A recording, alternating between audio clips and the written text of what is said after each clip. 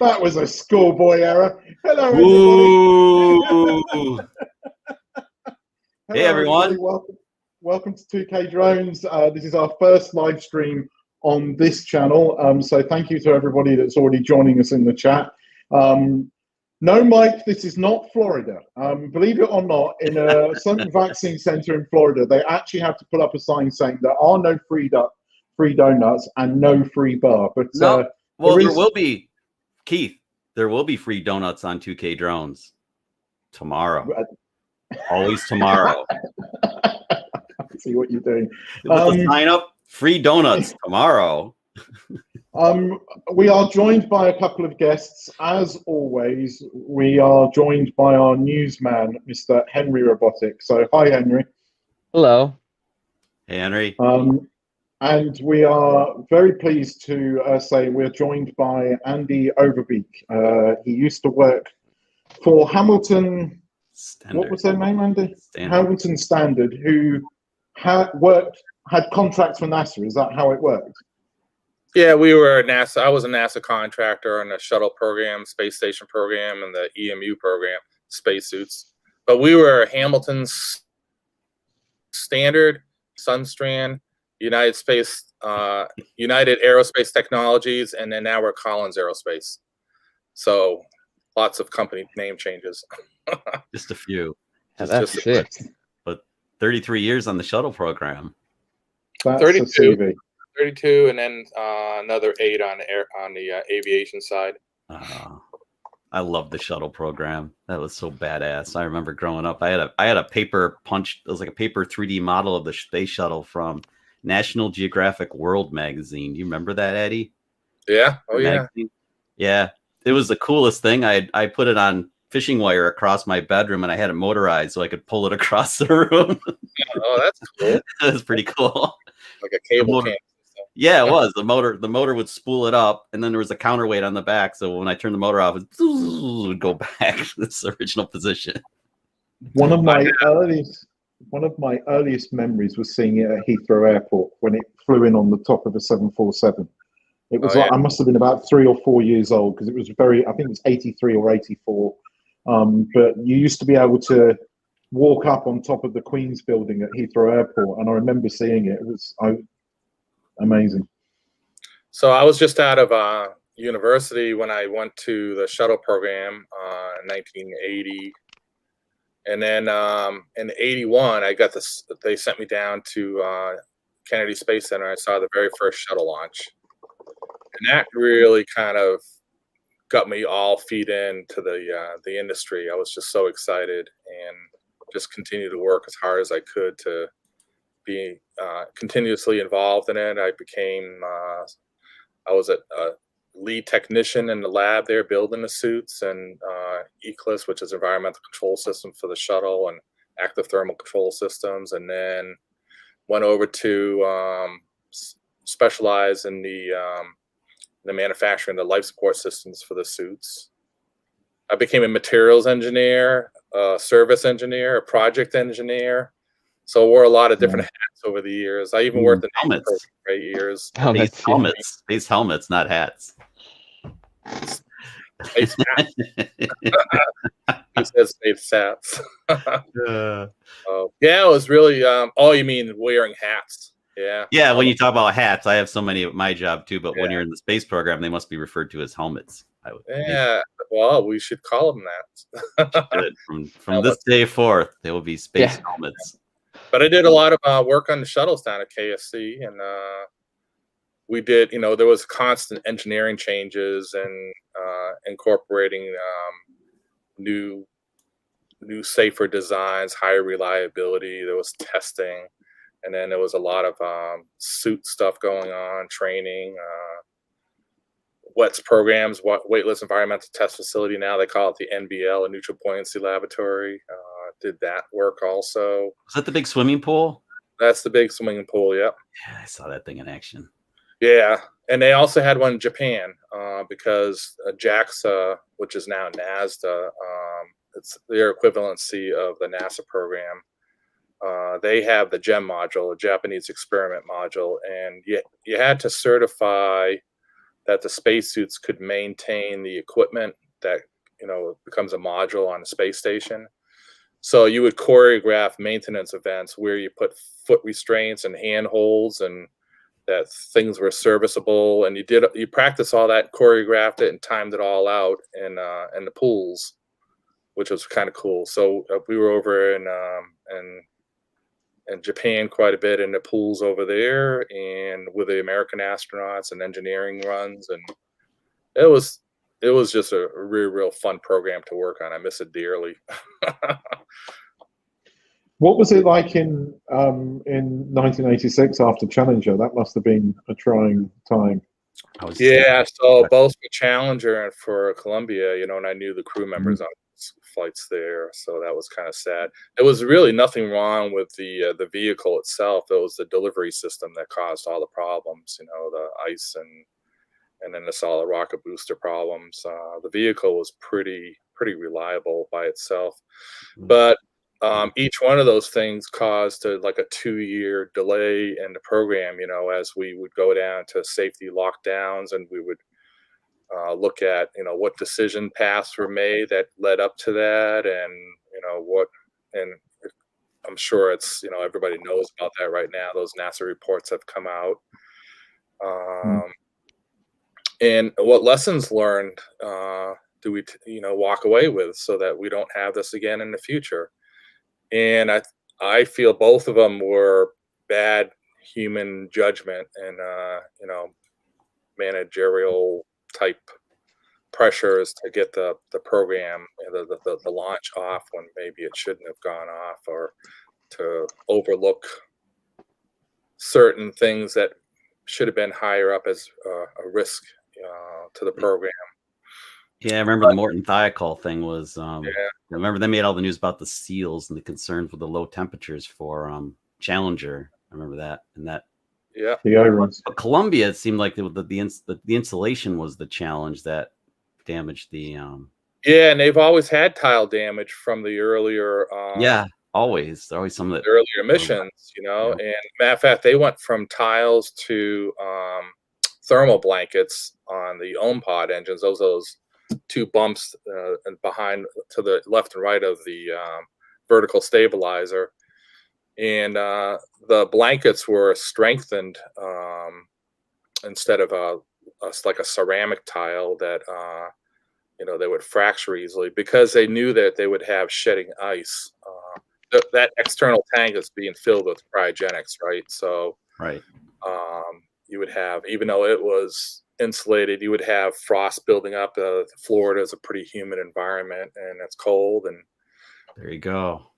That dome that they would put on top of the external tank that you see come off. It would come off. Yeah, I remember that pull away. Yeah. So if you look at the little holes around there, they would pump warm air out of that, and they would, you know, cascade down over the tank to try to keep the tank from freezing. So many challenges, so many engineering challenges to make that thing work. Yeah, and so it was a high risk program. Each launch, it still is. You know, every launch is probably the most dangerous part of the whole mission. You're sitting on lots of fuel and very powerful rocket engine. Look at all of SpaceX's failures. Failures, you know. Oh my God, the amount of times that's how they learn. Blown up. Yeah. I'm just starting to wonder when I look up at the sky just with the naked eye and I see all these stars. Is it space junk, or is it the yeah? I mean, I've seen, you know, the SpaceX satellites and such. I've had friends who've actually photographed them just going across the sky. It's hilarious. Well, they have that Starlink program now, right? Yeah, that's exactly what it is. My sister saw it and got freaked out because she didn't know what it was, a Starlink launch, because it kind of happened over the UK, because they obviously sort of took off over Florida, and then apparently they did all the ejections over the UK, and my sister saw it one day and got quite freaked out by it, because it is quite an odd thing to see if you're standing up and looking at it from the ground. It looks really cool. I've seen it before. I work for a company with a bunch of engineers and geeks myself, and every time there is a SpaceX launch, especially with the Starship program, the entire company stops and starts watching the live stream. I love it. There's always like update. Our team suddenly becomes like alive with information, especially if it's happening during sort of working hours. It was interesting, the last one, because you couldn't see it. It was all in fog. So they still did the launch, but you didn't really see what happened. And of course, something happened when it was coming into its landing maneuver, and it kind of crashed. But it has been interesting watching the Starship launches. I'm really, really interested in that. Andy, we've got a question. Good question. Yeah, bring it up. Mike Miller in our. I'm actually answering it right now. No, but well, would you like to verbally answer it? It might be easier. Verbally answer it. So yeah. There's a lot of them. I just put up the answer, the written answer. So there's actually a lot of spin-off technologies. That's what they call it, spin-off technologies. And they're so numerous that it's really difficult to quote each one of them. But as a U.S. taxpayer, there's and I'm sure it's available for everybody, there are these publications by NASA called tech briefs. And in them, especially if you look back during the shuttle era days, because now you get a lot of space station research stuff and other things that NASA does.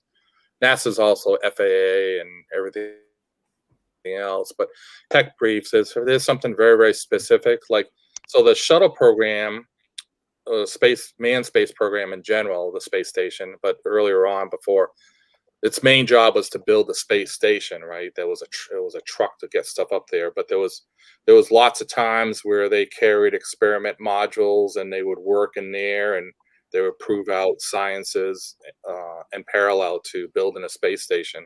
Or the honeybees. So, but they would study space science. You're above the Earth's atmosphere, so there are instrumentations and there are sciences that we can explore, for space sciences. Then there's Earth sciences. It's a beautiful platform to look down on the Earth over a very long period of time, 32-year program, and look at environmental changes that humans have on impact, environmental changes that are happening naturally by volcanic activity or fires or whatever. Weather patterns, and there's all that going on. Then there's medical sciences that are pretty much primarily focused on longevity of humans in space, outside the Earth's atmosphere of gravity and our environment that we live in day to day that we take for granted. And then there's material sciences. Material sciences are really interesting in space because they've been developing new crystals that can do different things. We're always trying to get to like a room temperature superconductor. Right now, you have to use very, very cold temperatures in order for a superconductor to work. So they're looking at new materials, crystals that they can grow that would allow us to get to warmer temperatures, have superconductors perform. On Earth here, where crystal growths are confined to the structure by the amount of mass attraction that we have with gravity, and in the clean parts of the vacuum of space, in a constant state of free fall, because there is gravity up there, but we're falling around the Earth, free falling around the Earth, and that gives us a microgravity environment. You can build crystal growth structures that won't collapse in their own weight, and then they solidify, and then now you have this new material that you can use. A lot of electronics right now are based on silicone crystals that easily manufactured down here on the Earth, but these newer crystals have promising technology, and a lot of it's secret and proprietary because it's maybe government, military funding and stuff like that. But so I think just to sum it all up, that's a very general question of what we have on it, but it depends on what discipline you're looking at, what science that you're looking at. And like I said, you can go into the NASA tech briefs, and all that is available for anybody to look at, the stuff that's released. And then, of course, then now we went over to the space station, and that's permanently, that has been permanently occupied since 2012 when we finished the station. And it's just a gigantic laboratory. It has the same volumetric interior space of a 747-400. It's incredible. I mean, It's huge. because of its orbit. Because this is a cool thing. I've got an app on my phone that tracks it. Yeah, I am a geek. But seeing it from the Earth is quite an incredible thing. And because of its orbit, where my parents live, it would appear at one end of their road and travel over the sort of skyline and then disappear at the other end of the road. It was always that way. It is something very cool to see. It is one of the brightest things in the sky at night. Next to the moon, it is the brightest object in the sky. The solar array panels, they have the same coverage as 3 football fields, so they just are enormous reflectors of light, as they travel over. But you also have to know that in low Earth orbit, which is where shuttle and space station operate within, they're traveling at 17,500 miles per hour. So they're doing an orbit every 90 minutes. They're 90 minutes in sunlight and 90 minutes in darkness. It's awesome. It's so cool. It's basically free fall. I love orbiting. It's so cool how basically the object's going around. It's free falling, but it's traveling fast enough to free fall, so it doesn't get any closer. It's so freaking. Yeah, it proves that the Earth is not flat. That's right. People. It kind of dismisses a lot of the flat earthers. Yeah, totally. You're done. There's like nothing works. Yeah, I mean, what? I used to mentor a lot of class dismissed students in school for getting into the space program and exciting their opportunities and their futures if they want to go down that route. But I would explain it like if you cut the cable in an elevator in a high-rise skyscraper, and that elevator was able to drop at 32 feet per second squared, you would be in a constant state of free fall, and you would not experience the gravitational attraction that they have on you. You would just float as you're going down. Well, you're doing the Earth. There's a balance of force of centrifugal energy, which is trying to make you go away. And I would tell them to take a string and put a mass on the end of it, like a washer or a nut, and then to whirl it. And the faster you whirl it, the string would start to straighten out and turn horizontal. At that point in time, the string is the gravity, and the nut is the mass weight trying to move away from the center point, the centrifugal force. So the balance between centrifugal force and the gravity string, which is the normal force, is the orbital mechanics that keeps mass in orbit at different altitudes. Different altitudes require different speeds to maintain there. So if you slow down, you fall towards the Earth. Right. If you speed up, you go away from the Earth. And that's how they rendezvous in Earth. When they want to go to the space station, they get up into orbit, and then they increase or decrease their speed to close, sync up. And that's sick. It's so cool. I was like, when I was watching SpaceX, I finally watched it during COVID. I'd never watched. I've just seen the clips, and to watch it dock and everything, it's just mind blowing how everything. Just you think of all the calculations, the mathematics, the physics that went into getting that to work. It just blows my mind. And then when the thing can autonomously land in the middle of the ocean, most of the time, it's pretty cool. Hey, it's pretty cool when it blows up too. What, Addy? It's like a DJI drone going back to its home point. It is, and that's all the technology, everything that we enjoy as drone pilots is all thanks to basically the space program I think the Air Force too, because the satellites were put up by the Air Force, weren't they, or whatever? Originally they were, and then then they had the MOLE program, and then they had and then NASA came out in I think 1958. So Mercury was then Mercury, wasn't it? Because I've seen one of the the Mercury capsules. I'm sure it's a Mercury capsule in the Science Museum in London, and I remember being awed by it as a kid. It was from Mercury because it was one of the sort of very early ones that looked a bit like a bell. And capsule. Capsule.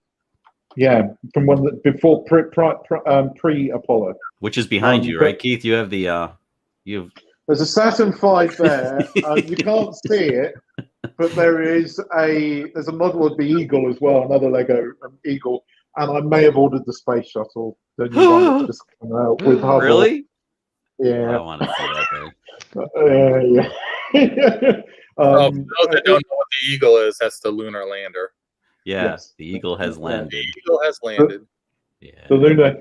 I mean, talking of Apollo and things, like when the BBC, when we had the 50 years of Apollo, or Apollo 11, that is, the BBC put out a podcast called 13 Minutes to the Moon, and it is really, really interesting because they talk about that 13 minutes where the Eagle breaks away and goes to land on the moon. But they, being in IT, they did an entire episode just on the computer that was built and put into Eagle to land on the moon, and all the errors that it got because it couldn't take all the data that was coming in. But when you think about it, we take computers for granted these days. But in 1968, just listening to the information and how they built this computer, it's mind blowing. It is what the space program has given us. But I don't know if this is a misconception, but didn't Velcro come from the space program?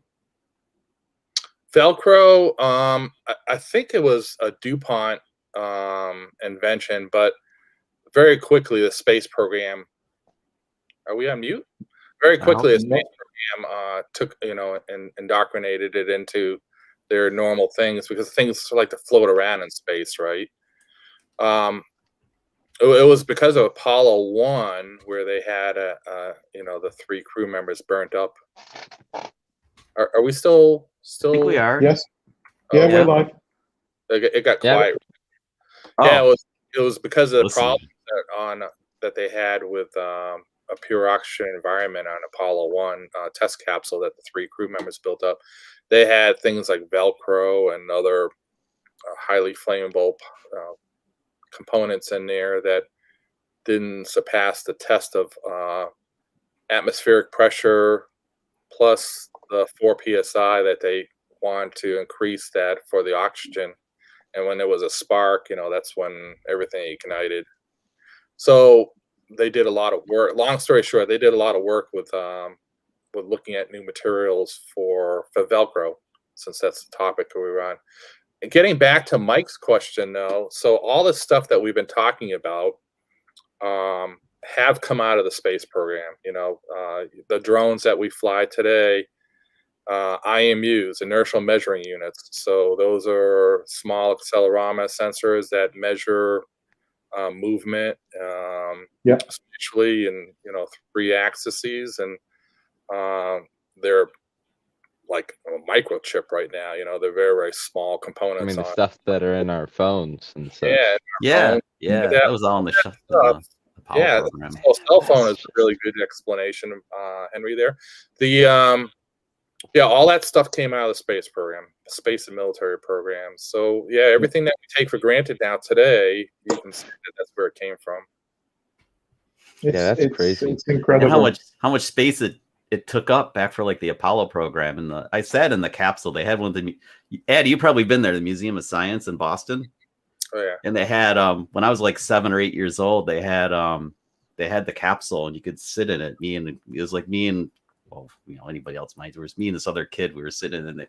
You're sitting back in it.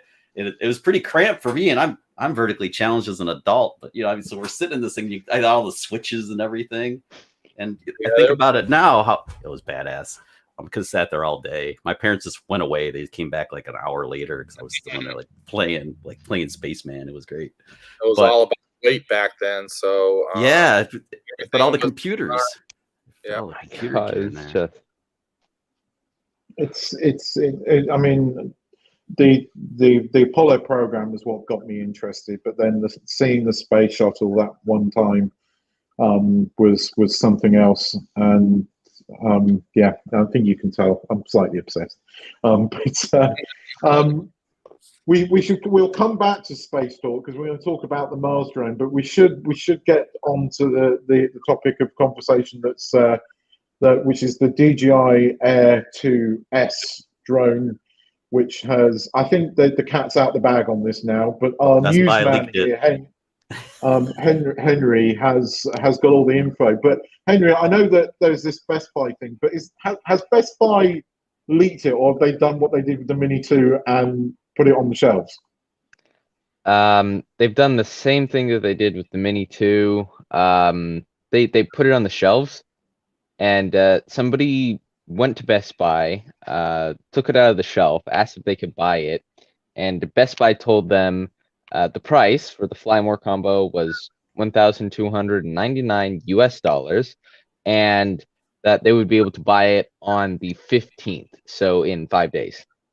So pretty much the cat's out of the bag. They took a couple pictures, put it on Facebook, I believe, and so we have 2 images of the front and the back of the box in the wild. So this thing pretty much already exists, and yeah, so that's that Best Buy leak. We also do have a couple other leaks of official renderings of the drone, but yeah, otherwise the design has been confirmed, the release date has been confirmed, and the price of the Fly More combo, which is $1,299 US, has also been confirmed.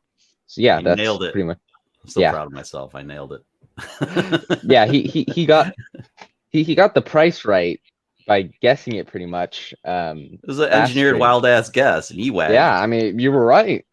You were right. I mean, it kind of makes sense. I'm pretty sure they're gonna still keep the Air in production and at the same price, and just have the Air 2S be more expensive.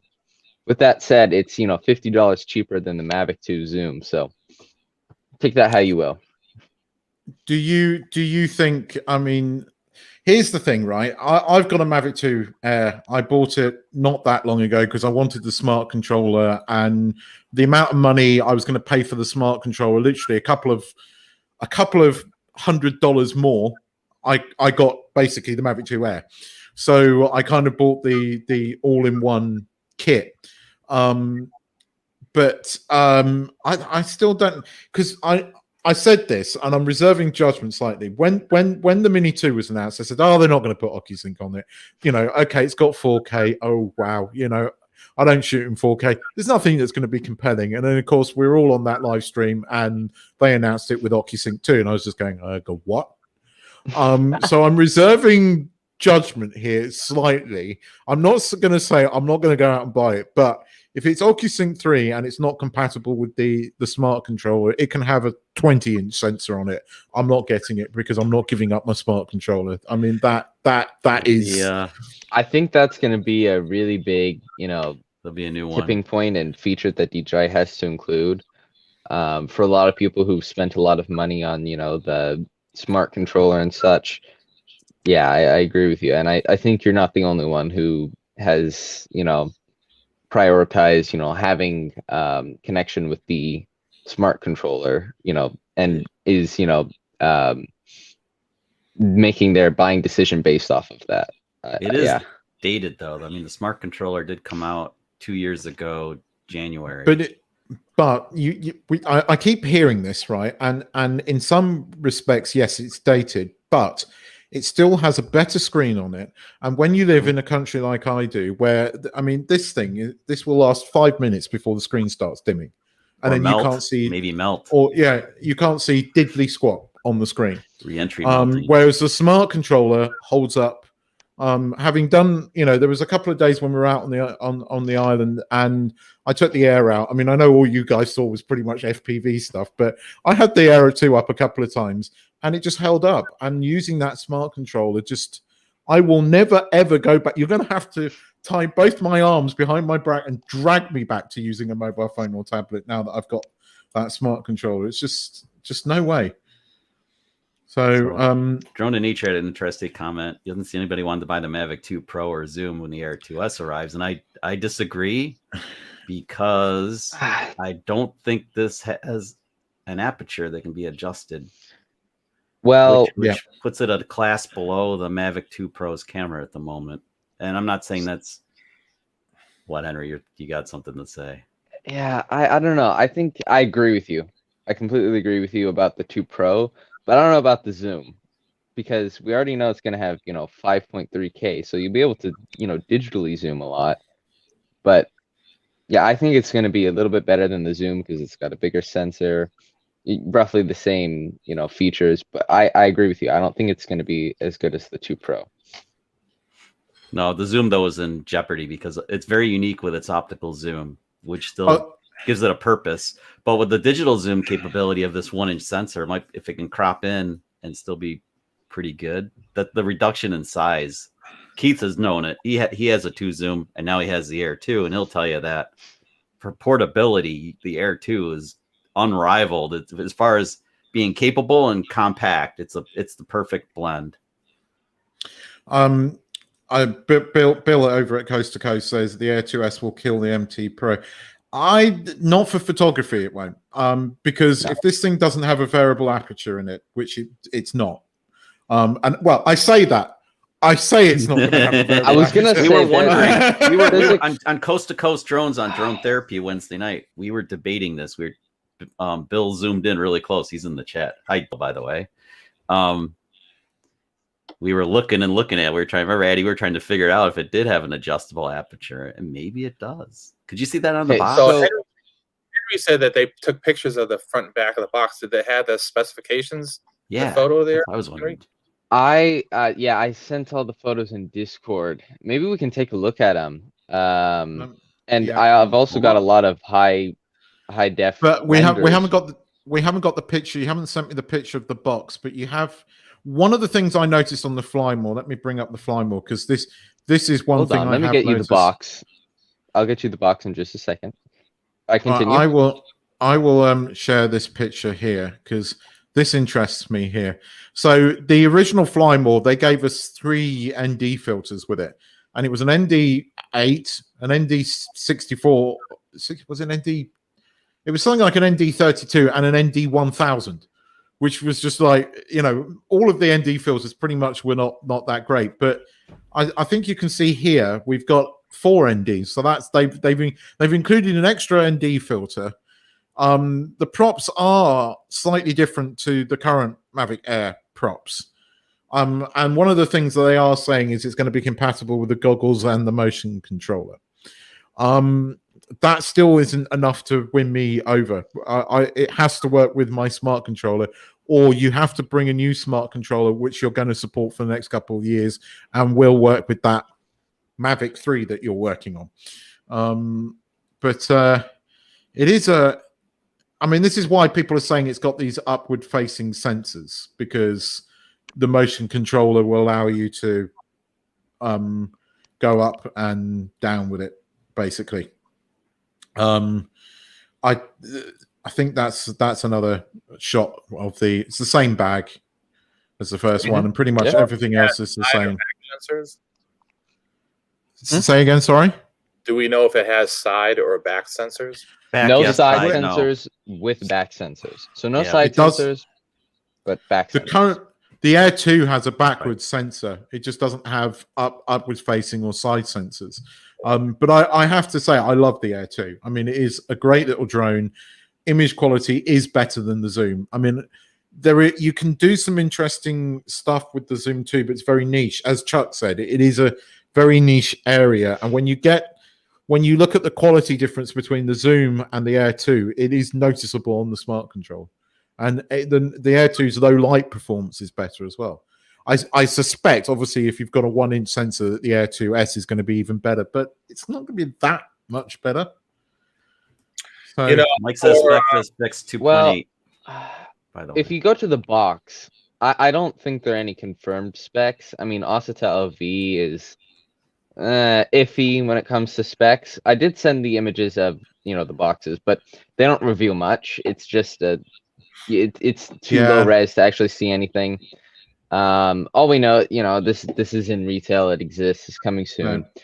But there are a couple people out there who a while ago did say it will have a fixed aperture, who are now going and saying, "Oh, maybe it won't have a fixed aperture." And half of them say maybe now. So I don't know. The same people I heard that said it won't now are saying maybe it will. I don't know what's happening. We'll have to see. That's another thing that, you know, DJI has to, or had to have done, you know, for this to sell, in my opinion. Well, funny enough, my co-host on the Monkey Nut Punch podcast, which is tomorrow, by the way, guys, if you're into all things geek, Gareth here, you've hit the nail on the head here, because that was one of the problems with the Mavic 2, that the sensor would sometimes not see things, because if the drone is flying forward like that, the sensor was pointing that way and not up. So he's hit the nail on the head that they've placed the sensors slightly looking forward, so that when the drone is flying, it's still going to see stuff. I think it's for the motion control, and I think this drone's going to fly faster than the original Air. I think it's I think it's going to have an FPV mode. I think that's one of the things that they're hiding. My thought is the upward forward facing sensors are going to work in conjunction with the forward facing sensors to kind of try to match what Skydio 2 does, and to see those twigs and stuff, those obstacles, even at a lower speed before you hit them. That's maybe it's true for high speed, but it seems to me like the design is more tuned towards lower speed camera drone flights and just keeping you out of harm's way. It just seems like today, in a world where we've had side sensors now on the Phantom 4 Pro, the Mavic 2 series, Skydio, that's, you know, can see all around. Come out with a drone now that doesn't have side sensors, because if you do orbits, or if you do you know, the lateral movements, got me once. Like you do on sides, you know, for real estate or something like that, and you're maneuvering in between landscaping and outbuildings and stuff like that. To have a new drone that doesn't have that capability, it just doesn't make sense anymore. No pun. Sorry, go on, Henry. Go on. Mavic 3. Mavic 3 will have all the above. Yeah. I don't. In the Mavic 2, the side sensors are. They only work in certain modes when you're in your quick shot modes. It's exactly what I was going to say. In normal flight, you're never going to use them because they just don't work. They work in tripod mode, but at that point you're going like almost nothing miles an hour. So, but it's good when you're kind of when you're at the outer reaches of your visual line of sight. That's when you know your depth perception isn't as good when the drone's further away from you. That's when they're really helpful. And Addy, I think that's why he would like them too. You're flying around and you want that little added protection. Of the drone. Tripod mode, if you're using it for Part 107 business, for real estate and things like that, or even if you're just flying in an environment where there's a lot of obstacles, little canyons or trees or whatever like that, all those sensors, I think, are, you know, you can take any drone, just get rid of all the sensors and fly above the trees or out in big fields and stuff like that. You don't really need the sensors then, right? So just today to have a drone that comes out and you're going to spend $1,200–1,300 on it, just for me, it doesn't make any sense to have a drone that doesn't have sensors on the side. I agree with you. I agree with you. There's nothing at the moment, and as I said, I'm going to try and reserve a little bit. There's nothing here that wants to make me run out and buy it. You know, the FPV drone, I wanted that the minute I saw it because I knew what it was going to be. But and I have not regretted that one bit. I love that drone, but that's more for the just the joy of flying than doing cinematic stuff. I mean, you can do cinematic stuff with that, but I love the Air 2. The Air 2 has been the minute I got it and I started flying it, I love it. It doesn't have the side sensors. It doesn't have the upward sensors, so you have to be a reasonable pilot. But it's a fantastic little travel drone. and you know, I can literally hand launch it and hand catch it, and it just reminds me of the Spark, and I have a very soft spot for the Oh Spark. man, the Spark. Yeah, it was such a good little drone. I still miss mine a little bit. Yeah, I still have I do as well. mine. Yeah. Really? Yeah, I still fly it I'm too. jealous. Cool. I'm jealous. My wife made me sell mine. I wasn't allowed more than one drone. Oh, I Does she sold know I've mine. got- I sold mine to reduce the fleet too, but now the fleet's back up to 4 again in less than a year. Like I had it under control briefly. briefly. It's like entropy. There's no controlling it. It's just disorder. More drones. But I mean, they are going to have to do something to justify that price jump. I mean, Bill's saying in the chat saying 5K. I think it'll have 5K. I mean, okay, 5K. The only reason it's going to have 5K is if it give you that option to slightly crop in your shot. That's a good thing. And the zoom, the digital zoom will work better with that too, with a 5K camera. Now you can it can pull itself in. But digital zoom is great for certain things, but it's never going to beat the optical zoom of the Mavic 2. So one thing, the Mavic 2 zoom is great. That optical zoom can totally change your shot and the perspective, because obviously the way optics work. But the fixed aperture is the background. The fixed aperture is a problem with that zoom lens, though, because you're gonna lose that. You're gonna need more light as you pull in, exactly, which is always the drawback. Well, the higher your resolution, though, even if you have like 8K, you have tremendous post-production cropping capability. Then that's a big plus. Talk about zoom, because the clarity is there, and you can just bring that image into, when if you you want go to 1080, wow, you got a lot of cropping you can do, So. Well, the 4K 60, that's gonna bring some Mavic 2 people over, because that's it's gonna sore shoot spot the with Mavic out 2. of the water. Well, yeah, because like but I've got that in. Go on. No, I was going to say how you were telling me how really to get the cinematic B-roll from a drone is typically in 60 frames, and you slow it down to 30 to get that slower cinematic feel. You can't do that with the Mavic 2 series. The one other thing I can talk about for the Air S2 and probably the Mavic 3, if we see that in the near future, is I'm at a point personally for myself that I have all these different camera drones now that I don't think I'm going to get that much more out of them for camera performance with the drones I already have. And all these little iterations of drones that are coming out right now, and then all of a sudden a year and a half from now we have remote ID. I think it's better to have your money saved up for an imposed restriction that's going to be coming out, and buying a drone that has remote ID capability, instead of having a drone that you buy now and it's only good for a year and a half. And we were just that's just something that I think that we have to take in consideration for people that go out and buying drones now. So I think we were talking about certainly for where you guys are. The interesting thing about the Air 2S's is it's got the what do they call it? ADS. Yeah, which was only available for you guys in the States when the Air 2 came out. It's not available around the rest of the world. So my Air 2 doesn't have it, but my FPV drone does. And that does work, because I was flying it around next to my house the other day around the track, and a light aircraft flew over and it showed up in the goggles. So and that was quite cool, because I totally surprised me. I was like, what's that?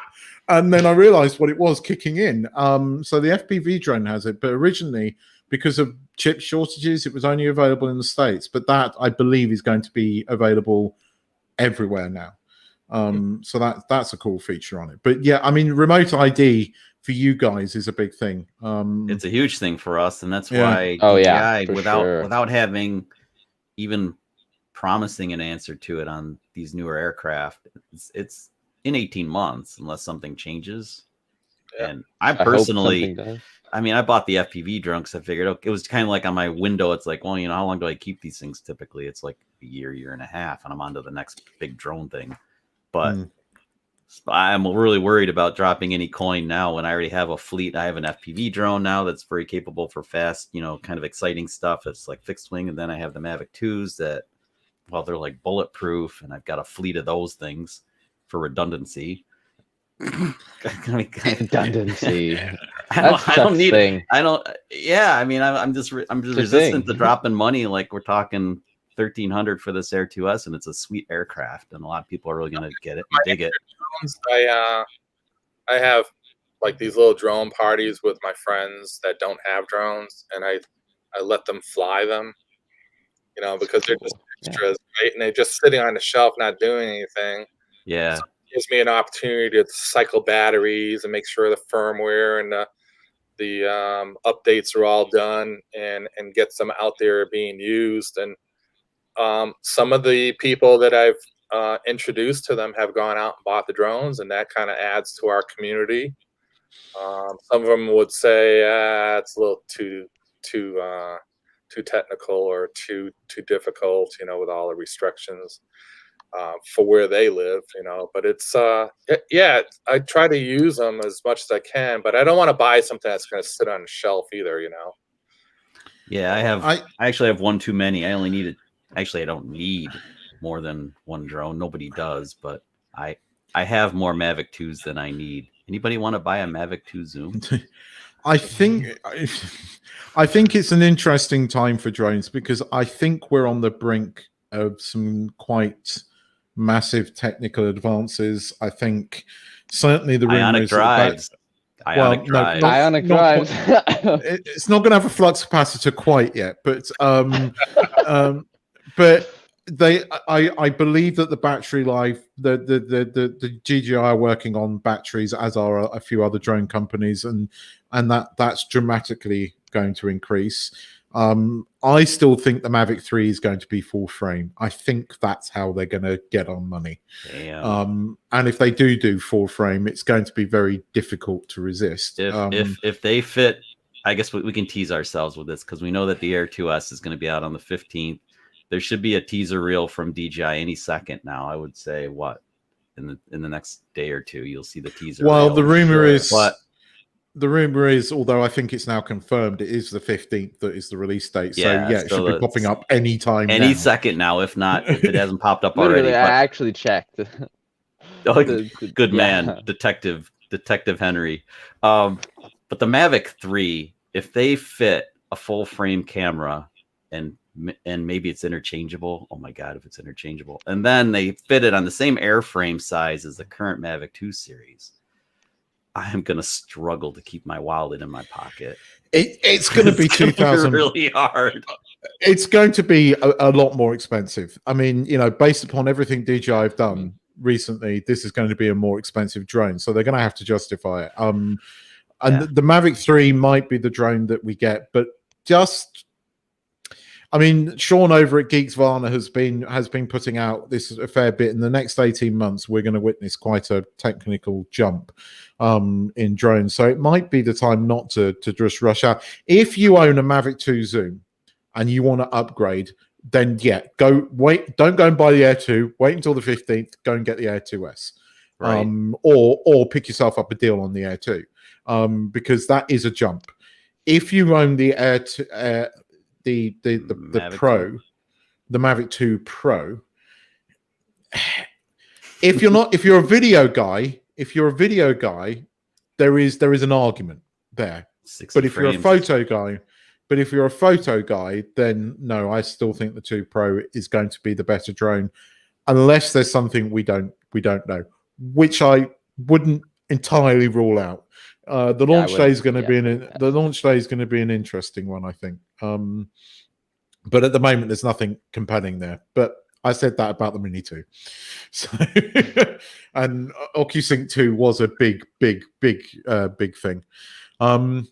Okay, so that was. I'm gonna move this on, because there's a conversation. The next topic is very dear to me, and I dare say it is to all of us, and Addy, because I saw your video of all the clips that you put together, which was awesome, Addy, of the Ingenuity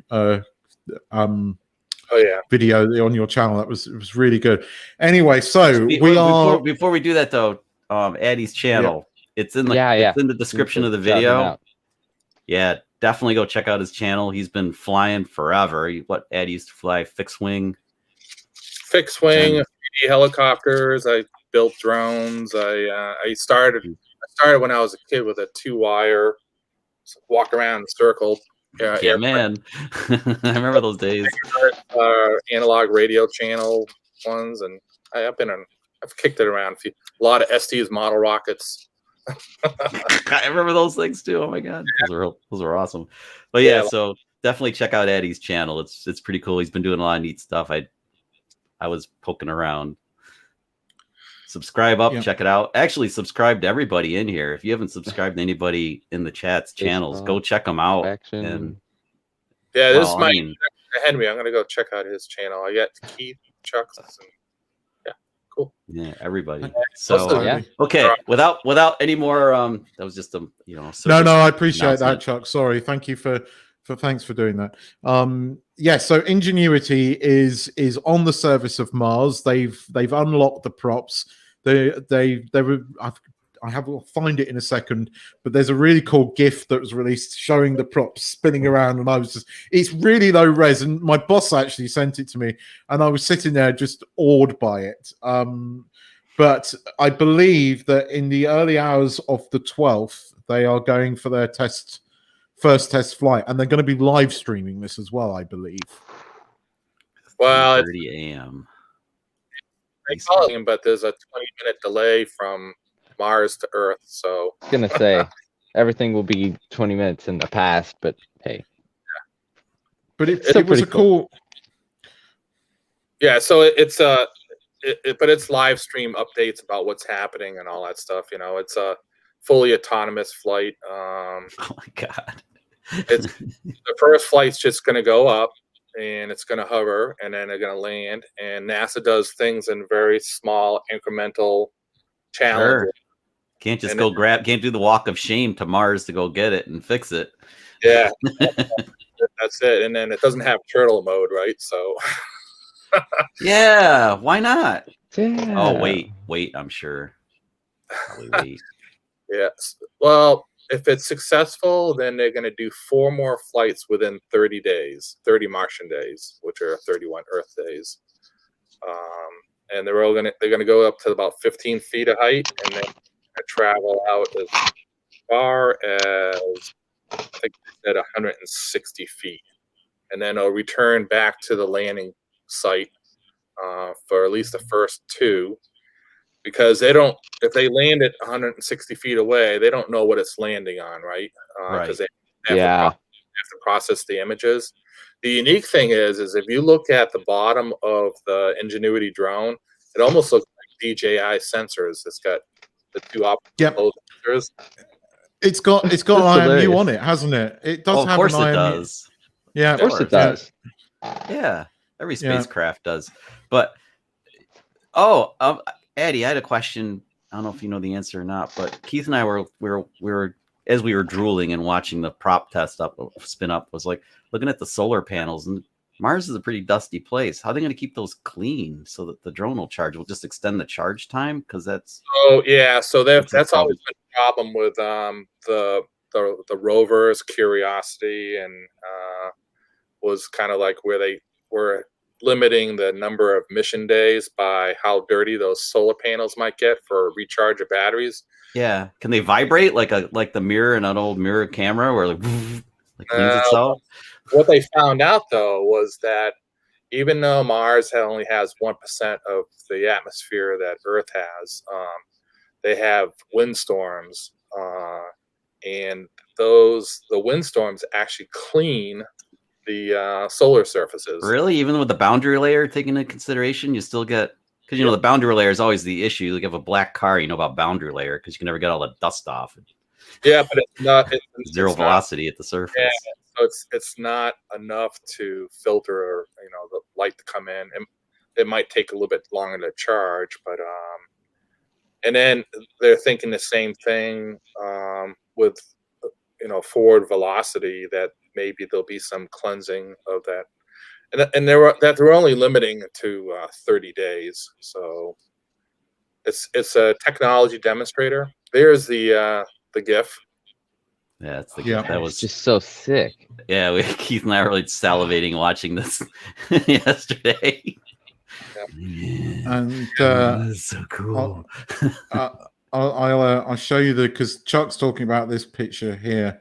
Sorry, Chuck, it took me a couple of seconds to find it. I believe it's this one. Hang on, I might have shared the wrong one. There you go. There seems to be quite a bit of dust on that That's the one, yeah. panel there, but it apparently is going to take all day to charge, but most of the energy in the battery is not going to flight, but to the little heaters in there, keeping all the technology warm from so it's not affected by the Martian atmosphere, which is really cool in one way. The whole thing is cool. Look how big the propellers are, huge, and then the whole airfoil design of them is freaking badass, and it's a carbon fiber. And so the battery in that drone is made by Sony, and it's a 6-cell battery, so that's 22 to 25 volts. It's a 40 amp hour battery, which is primarily the weight of the drone is mostly all battery, and it's able to charge. I think its discharge is 350 watts, so they could technically get a 6-minute flight out of it, but they're limiting it to 90 minutes, 90 seconds, excuse me, a minute and a half, because of what Keith was just saying, is that they need to have reserve battery for communication back to the rover and to process the data, and also to keep the electronics and the battery warm. So that they can only use a small percentage of all that energy to be able to keep the thing live. And to put that into perspective, it's a 40, as you said, it's a 40 kilowatt hour battery. That is, I think, 2/3 of that of a Mavic 2 battery. So it's less than the Mavic 2, and it weighs more than the Mavic 2 as well. Just pound and a half on the Mars surface, because they're only 0.38 of gravity of Earth.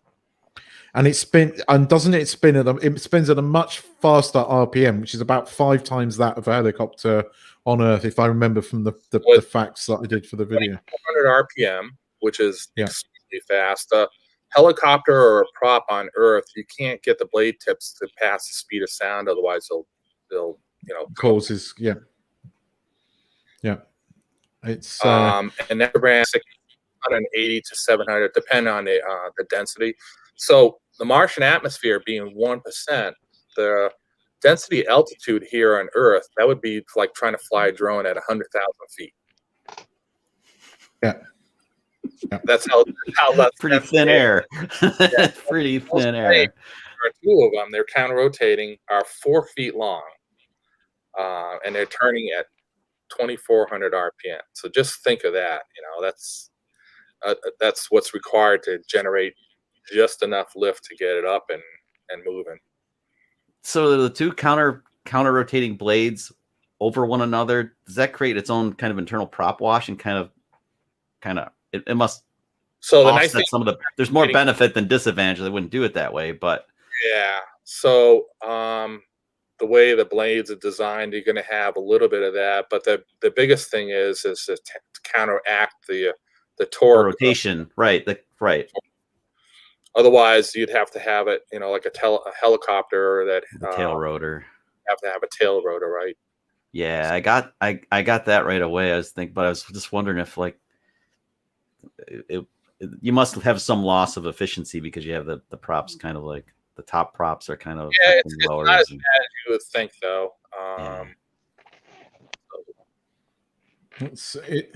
I can't wait for this thing. I mean, that's why I see it work.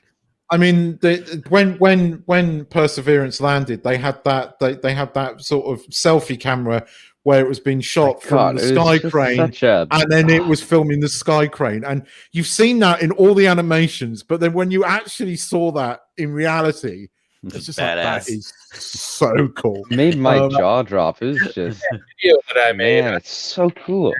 Yeah, in that video that I made, I actually Yes, you did. I put in It. real footage with the animated CG footage. Yeah. Yeah, it was really cool. I was showing Chuck it last night because he hadn't seen that bit. I was going, Chuck, you've got to see this because this is you've seen the animation, but it just doesn't beat the real thing. And it was that's just so cool. You want to hear something geeky that's kind of interesting? If you look at the parachute, that did the initial slowdown after its re-entry phase or entry phase, I should say. That's actually a digital code, and there are people that have broken down what that digital code is. The parachute is made up into segments, and different segments of the parachute are coded red or white, and it's been deciphered, and it's got a cool. I'll let people look it up so that they have something fun to look at. It's not like I want to know now. Yeah, it's not like the where they just show like rings. But if you look at the real footage of it that I showed in that video, or if you take do a Google search, you'll see that, boy, that's a really strange color scheme on the parachute. And you'll see that it's all segments, and different segments are color coded. But if you were to open up the parachute and lay it all out, it has analog digital conversion. Like a QR code? Yeah. Well, not a QR code. And I'm not going to give it all away because I've read it and I get it. That's awesome. I've seen it. Yeah, it's just the whole thing is just so cool. I mean, it's just it's kind of like no words. I love setting my alarm on where they'll put a car on, to simulate the payload, or they'll, he's got a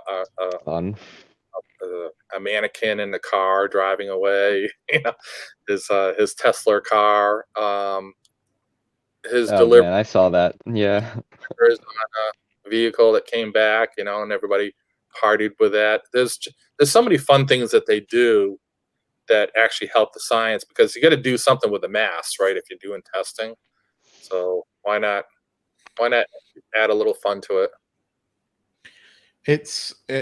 Yeah. I mean, that's a cool thing. I didn't know that fact, actually. I've just Googled it now and seen the picture of it, and I see what you mean now. That cool picture.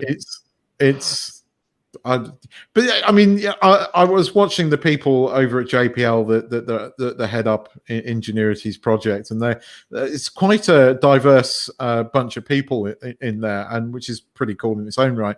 But they're all geeks like us. They're just they're into sci-fi. They're into all the stuff. That's why I love NASA, because every time we're all into the same stuff. It's cool. It's a community, and I don't know how to describe it, but yeah, I completely agree with you. It feels like my type of people, if that makes any sense. Your type of people. Well, you can go to the space program, Henry. Study hard, brother. I know you already are. Yeah. Maybe Addy can give you a little nudge in a couple of years. Hook you up with the right dudes. Sometimes it's not as much what you know, which is still important. It's who you know. Yeah. This guy. My wife's already said that if we have a child, it's working for NASA. I was just like, okay, Danny. So I said we'll have to move to the US. Okay, we move to the US. The Space Coast. Yes, I mean, I've just go visit the kid at work. You just visit so at the Space Center. That was just. I mean, wait, Keith, have you never been? I've only been to New York once, but no, I meant you never been to the Space Center? No. Oh my That's god! why I'm so jealous. Oh my god! Every time I hear you guys say it, I'm just really jealous. I mean, having seen Addy here seeing the space shuttle launch, I would give every part of my anatomy to see that. Any kind of launch I'd love to see. I've never seen it. As I said, the closest I've come to is the space shuttle on the back of the 747 transport. That's pretty badass, Keith. I've never seen that. I remember it as a kid. My dad took me to see it. I remember that as it was one of my first memories. I was very, very young, but then my dad bought me a Matchbox space shuttle, which I've still got somewhere. And that was one of my favorites. I saw it was one of my. I saw the shuttle at the launch pad. One of those tours was, remember, they had the red. They had the red and the blue tour. My dad and I used to alternate. We because the family trip down there was me and my two sisters, my mom and dad, and we'd go down and we'd be staying at Disney World. And I interrupted you, Keith. I'm sorry, but I got so excited. No. So my dad and I used to break out from the chicks. The chicks would go to like the Magic Kingdom for the day, and me and Dad, we'd go do the nerdy geeky thing and go to the Kennedy Space Center because the girls had no interest in that crap at all. we do like my dad, like, son, do you want to do the red or the blue tour? I was like, I don't know, Apollo or the shuttle? Do the shuttle. You know, if you go to my Facebook page, I have, you know, everybody's got their photos and stuff like that, but I have a folder with photos in there from some of my space days of working on the shuttle and down there and working at MIT with robotics and maintenance work and training of astronauts at Johnson Space Center. So I try to share all that stuff. It's very difficult actually to get photos when you're working in the field because a lot of the shuttles were DoD missions, or, you know, they're highly restrictive to cameras and stuff like that. So the ones that you do get are kind of precious, you know, to be able to share. So I put some of those on my Facebook side. I don't know, Henry, the younger generation, they say Facebook is for old people. Are you guys using them, or is it all Instagram type stuff now? I mean, personally, I'm only on it for, you know, like a couple groups of drone stuff. But yeah, generally this generation thinks of Facebook as, you know, for older people, older generation. Get off my lawn. Yeah. Yeah. It's funny that it's being viewed like that. I have 3 sons, 40, 38, and 36 are their ages, and grandchildren already. And they very rarely go on to Facebook. They're like, oh, that's for older people. Yeah. Like, so you have to get an Instagram site going. You can kind of you can migrate all your stuff to Instagram, and that'll tie in good with your YouTube channel too. It's another thing. It's not right that you are under 600 subs, and I don't know why, dude. I don't know why. Yeah, criminally underrated in my opinion. I don't post very often because of my internet stuff. Oh, we gotta fix that. That's right. That's one thing we talk about fixing on Coast to Coast on Drone Therapy. You gotta fix that. I can post maybe once a week. I think that has a lot to do with it. Just let it be an overnight mission, right? Just go to bed, hit send, and go to bed. Yeah, often I do that. I wake up in the morning and it says 20% done.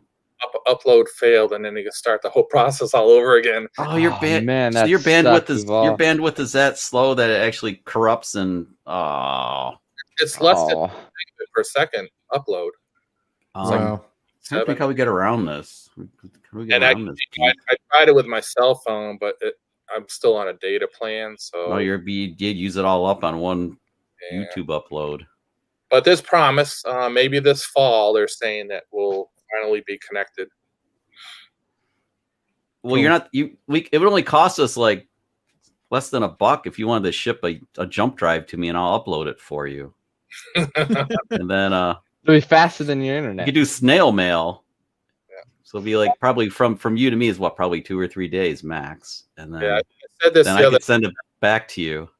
Yeah, I said this the other night on another live stream with Bill's Coast to Coast and Drone Nation, Drone Therapy, and you were on there, Chuck, and I have so if you have a drone and it's a camera drone, you're taking all that video footage and you got to do something with it, right? So, and that's the other part I like about droning is that the editing is very fun for me. You know, picking out the music, and I'm kind of growing and learning with it. You know, it's always something that you can evolve with, right?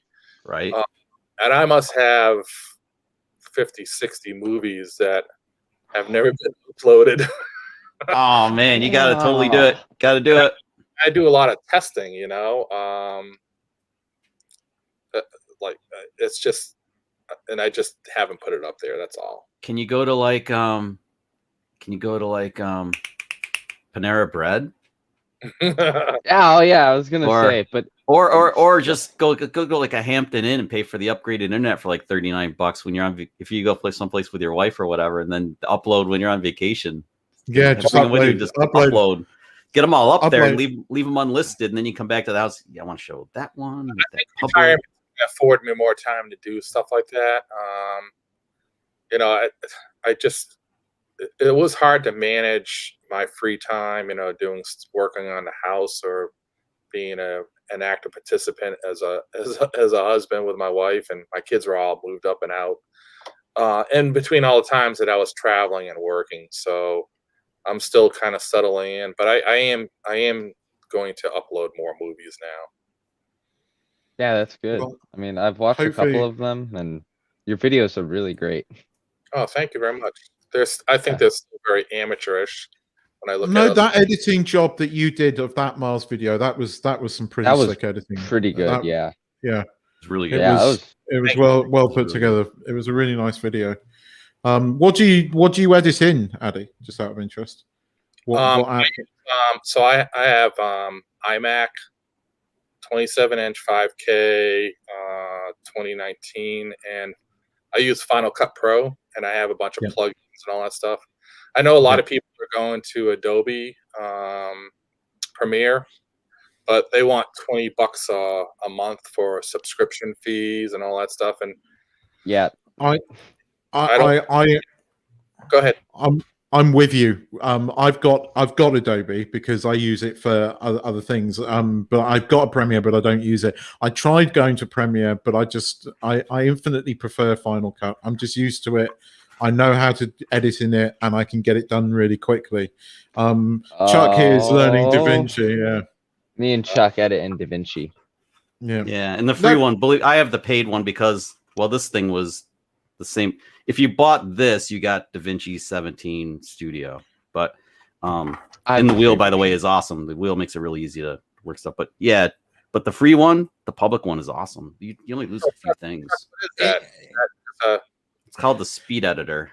Speed Editor. So, yeah, I mean, you can get the whole. I have the whole keyboard too, but the keyboard's 3 times as much. And honestly, this with a regular small keyboard is really enough. This is going to go with me on vacation. The way I told my wife, I said, well, I can't bring the big keyboard, but I can bring this on vacation. Like, while you're sleeping, I can edit. She's like, okay.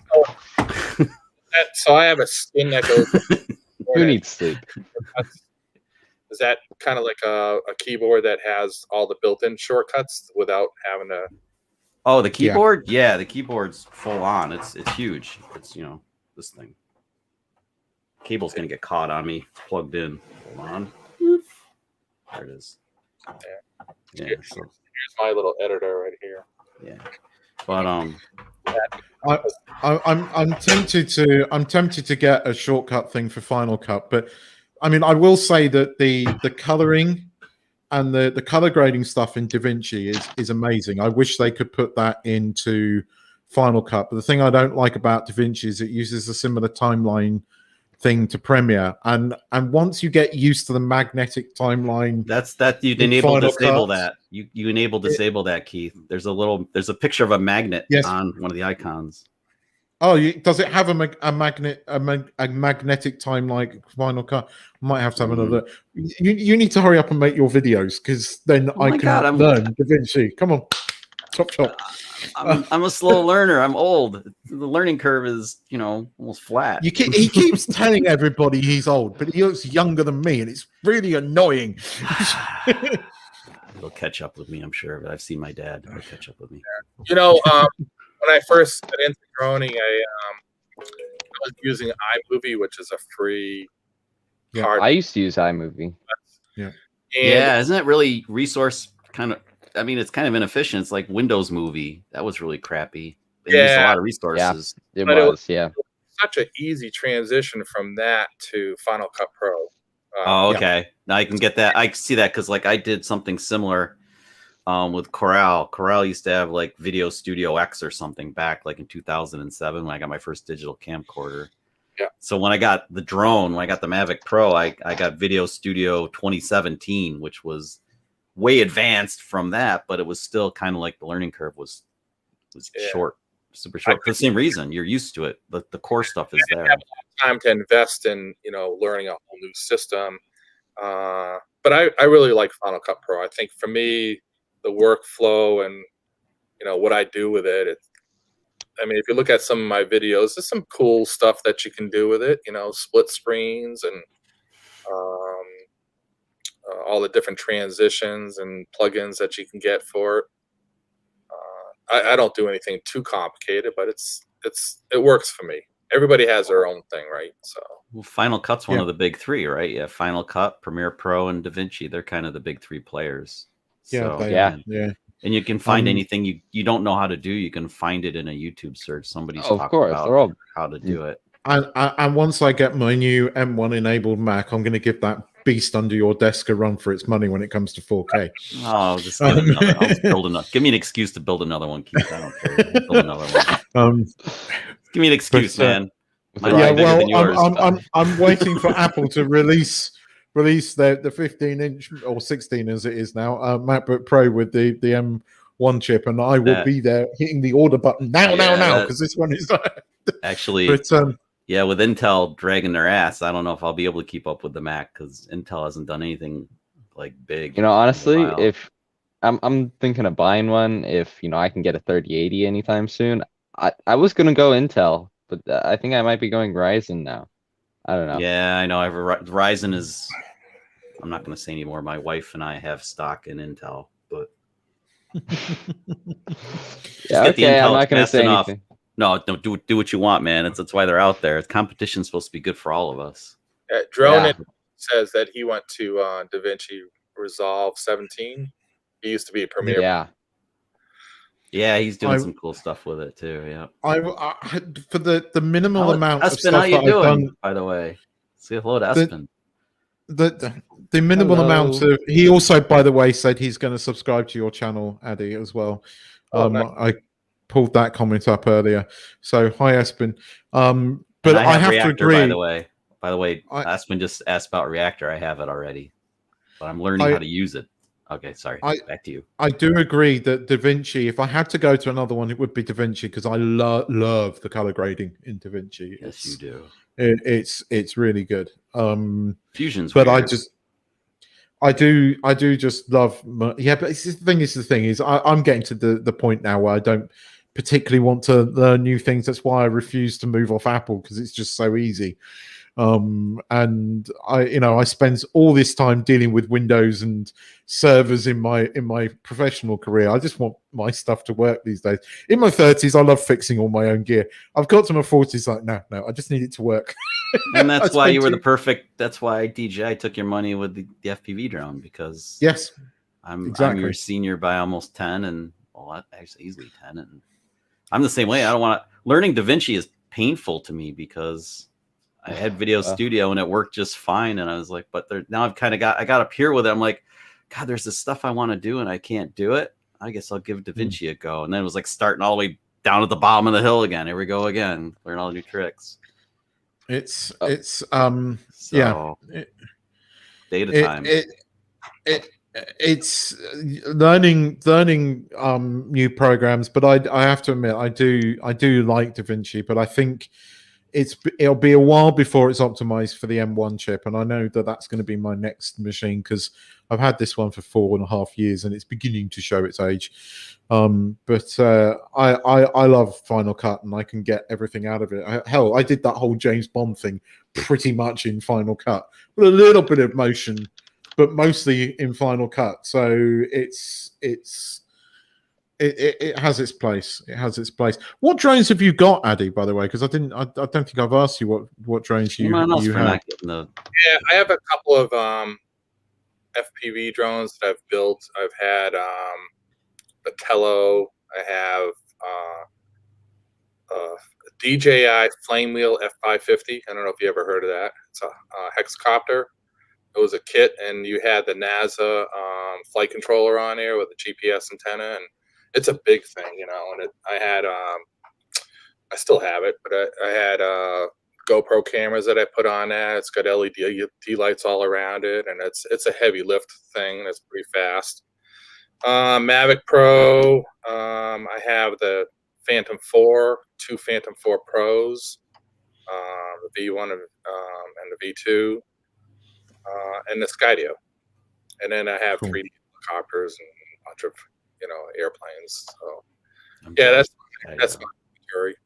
And I tell you what,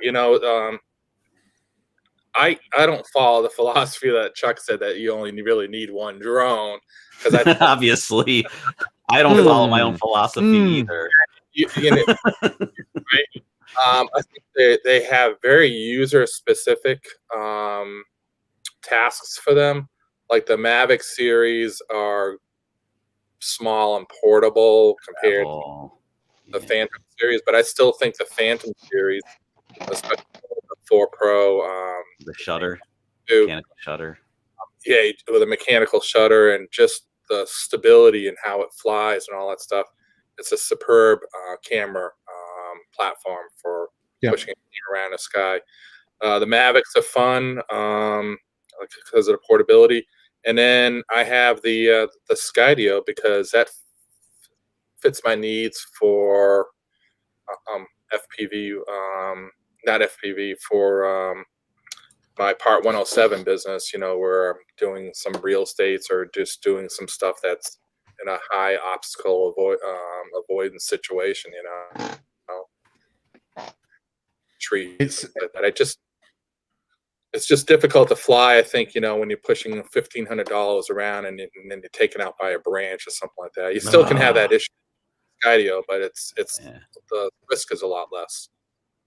Yeah, Skydio's done a really good job with the obstacle avoidance. That's oh man, and you can't do it with unrivaled. a foldable. That thing's not foldable because they couldn't get the accuracy of the imaging if it was a foldable. I think that's what I read anyway. I think the Skydio 3 is going to be a force to reckon with because they've had a ton of investment. I'm really hoping that they get that worldwide distribution going because I want to see competition to DJI. I agree with you, Addy, what you said about the Phantom. Totally. I got shot down when I said I'm still wanting to see a Phantom 5 because I would be tempted, because I agree with the fact that how stable that drone was, and the V2 has a great camera on it. And I know it's not as portable and it's not as popular as the Mavic series of drones, but actually, if you're a camera guy, the Phantom 4 V2 was the pinnacle, in my opinion, because it's so stable. It is planted in the air. Whereas the Mavic series, they are great drones and they're fantastic for stuff, and I own them because they're great for portability. But I still love the Phantom V5. I want to see a Phantom 5. I do. Whether it'll ever happen, I don't know. But I want to see it. I do. Well, we'll see. I mean, I don't know. I don't know if it'll ever happen. The market is waning for the Phantom series. I think you're going to find the Mavic series is going to maybe grow more like an Evo 2 in size, and that'll kind of slowly. I mean, they'll be foldable, but they'll be bigger. Yeah, quite as portable. Yeah, I think the old Phantom is for the Phantom. Was always micro Four Thirds, removable lenses, 360 camera rotation, retractable gear, and 360. Maybe a baby Inspire though. Maybe an Inspire Mini. Yeah. Which would be hilarious. The new Phantom would be the Inspire Mini, maybe. Would that be the mini version of the super expensive? Well, when I say mini, though, I mean like just Inspire's massive. If you took it down to Phantom size, then and you still had interchangeable cameras, mechanical shutter, then you have like a prosumer series. Yeah, Bill thinks that Skydio are going because a lot of this is government contracts. I hope they do, but you could be right. I just want to. I mean, there is money in the consumer drone business. I mean, but there's so much effort to make that money. The problem is, I interrupted you. I couldn't help myself. Being in the business I'm in, I can't. Like, I only have to deal with commercial customers for HVAC, but if I have to deal with every residential owner on the planet, like this is the equivalent of enterprise to consumer drones. All they're they're working for the government right now. That's so easy. It's one organization. You can manage that, and they pay really well. Now you're gonna have 1 million people that want to pay nothing for all this technology. It'd be like, why bother? So I see Bill's point of view. I want them to make a Skydio 3.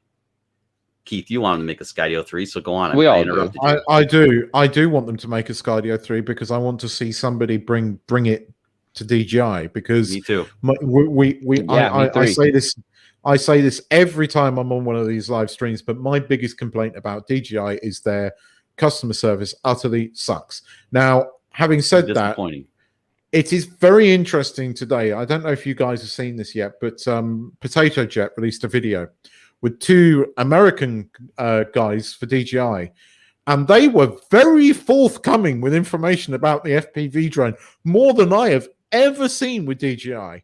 Because DJI will only give you drip feed of information about their firmware, but these guys were full blown. Yep, the FPV drone is going to have a cinematic mode. It's going to be 24 frames a second. You're going to be able to adjust the 48 to 48. I saw that video. I saw that video. Sitting there going, what? How did he get? This is a DJI guy. Well, he probably he has. Connected. He seems to get all the DJI products. I suspect he's contracted with them, but I'm not. I don't know for definite. But even so, that was very un-DJI like. Not DJI-esque at all. So, and considering that they've just fired most of their US staff, I think these are the only 2 guys left working in the States for DJI. But they were very forthcoming with information, so maybe they just didn't care. And but it was interesting what they were saying about the FPV drone. I mean, I know. If you're an FPV guy, I think you are, Addy. I know you that it's not a real FPV drone, but for someone like me that's so used to flying GPS drones, that FPV drone is still so much fun. Just so much. Can't point to it. Can't point to it. That one. Yeah, you got that one there. I love it. I love it. I'm going to. I've got another video coming soon. The tips for people that have come over from Mavics and are flying this, because there's a few things that I think we can talk. Yeah, you've got your stubbies. I need to talk about those, huh? Yeah, you need to do it. You need to do it. Since you've been featured on such a huge channel, Chuck. I mean, I'm surprised you're still. I'm surprised you're still hobnobbing with us little guys, because I'm the little dude. That not for much longer, buddy. I don't know, man. The flight path video is really cool, and it was a good opportunity. And I'm surrounded. My God, I'm after. Keith calls me up. Chuck, you seen the video? What video? I'm working. The video on flight path. It's up. You're in it, and you're after. You say you're after Billy effing Kyle. Like what? I'm drooling now. It was pretty cool. It was pretty cool seeing, you got Billy Kyle. Video. It's an iPhoto, Billy Kyle, Chuck. I was like, yes. Yeah, iPhoneo. And then there's Billy Kyle. And then there's Chuck. I was watching the video and I'm like, hey, I know that guy. Yeah. By the way, our special guest has to cut out. Yes, I think we kept him a very long time too. Yeah. I think we've gone on quite a bit and we've covered all the things. Addy, thanks so much for joining us today. It's been really interesting and a pleasure to meet you. I really appreciate you coming on and giving us all that insight into NASA. I'm as you can tell, I'm a huge space geek. So thank you very much for being here. Henry, as always, thank you for being here and giving us all the info on the Air 2S. Guys, Addy's and Henry's channels, as we've mentioned before, in the description below. Please go and check them out. Please subscribe. Yes. Chuck's channel is also in there. And please hit subscribe on that. Keith. And yes, my own channel is in there as well. But I'll get to me at the end. But guys, thank you for watching. Do you guys all want to say goodbye and just plug yourselves? Henry, do you go first? Oh, you want Henry to go? Go on, Addy. Go. Addy, you go first. Addy, you go first. Answering something here. Okay. Yeah. Hey. thank you very much for having me part of this. I hope to do this more in the future. I think this is my third live stream event that I've ever done. 3. 3, yeah. The charm, man. 3rd time's the charm. So I can see why this is interesting and fun. I participated in watching kind of a silent partner and a lot of them, and then watching everybody's YouTube channels. It's a hobby that I really enjoy. It's a community that I really love. And yeah, thanks for letting me be part of it. I appreciate it. I love you're welcome anytime on this live stream. Absolutely. Yeah, absolutely. We need to talk about this Mars thing more as it gets off the ground. Anyway, Addy. Well, it's a drone thing, right? As long as we're talking drone stuff. Indeed. Yeah, that's associated with, like, I think the editing thing was the editing conversation was fun too. Technologies that are coming out. What are their advantages over platforms that we already have, and what are unique and differences? And of course, remote ID, I think, should be a topic that we all should keep close to us. It's going to happen. Yeah. But thank you very much. Thanks, thank you. Henry, do you want to just plug your channel quickly? Yep. Yep. I'm Henry Robotic. You can go check out my channel in the description. It's called Henry Robotic. I do videos on drones, cameras, leaks, pretty much anything in the drone and camera sphere. So yeah, check me out. And thanks to everyone here for having me. Thank you to Chuck and Keith. And it was really nice to meet you, Addy. Oh, thank you. Same to you, Henry. Yeah. And Chuck. Hey guys, I'm Chuck with Kovaction Droneography, and I'm droning and filming when I get to travel. It looks like I'm going to get to go to Scotland in September, maybe, so that ought to be good. Anyway, my channel is mostly travel videos and just interesting sites around wherever I happen to be. I'm starting to do some reviews and some how-tos and stuff, so please check out my channel. Subscribe if you haven't already. Swing on by. Say hello and tell me what you want to see. And Keith, without this guy, this never would have been possible. So thanks, Keith. Appreciate it. And it wouldn't be possible without you guys watching either, which is like, just, I can't believe how this community is so incredible. And just like Addy said, it's just, I love being part of it. Yeah, me too. I agree. Me too. Thanks for everybody who's watching. Just a quick couple of programming notes. We'll be back in 2 weeks with another live stream. We've got another special guest coming up as well. Again, thanks mainly to Chuck, who is the king of networking. So in the right place at the right time, and Addy, there he was. So keep a lookout for our next stream. We'll be posting more details on it. If you haven't already subscribed to this channel, please hit the subscribe button and the bell notification, and this will now be the home of the 2K Drones live stream. Anyway, guys, thanks for watching, and we'll see you in the next one. But for now, bye-bye. Bye-bye. See ya.